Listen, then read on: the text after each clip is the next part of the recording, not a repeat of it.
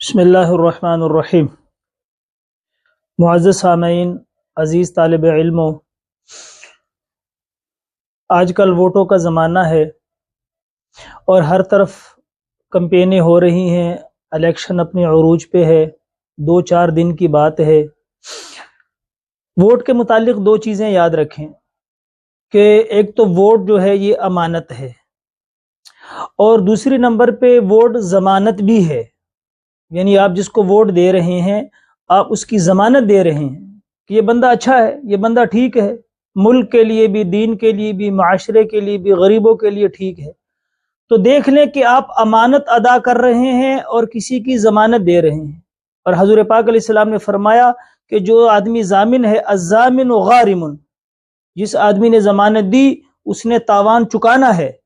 تو ایک تو اس چیز کا بڑا خیال رکھا جائے۔ دوسری بات یہ ہے کہ باقی لوگوں سے بھی یہ درخواست ہے کہ جو لوگ الیکشنوں میں خود کھڑے ہیں، 2-4 دن کی بات ہے، کسی کے خلاف کوئی ایسی بات کرنا، پروپیگنڈے کرنا، یا کسی کی عزت کو اچھالنا، یا کسی کی اندرونی چیزوں کو اچھالنا، یہ شرعی طور پہ ناجائز چیزیں ہیں۔ 2-4 دن کی بات ہے، 8 فروری تک الیکشن ہو جائیں گے، پھر اس کے بعد کچھ بھی نہیں رہے گا، لیکن جو باتیں ہم کرتے ہیں ان باتوں کا محاسبہ ہو رہا ہے، فرشتے اس کو لکھ رہے ہیں، اور اللہ کے حضور میں جا کے ہم نے ان باتوں کا اللہ کو جواب دینا ہے۔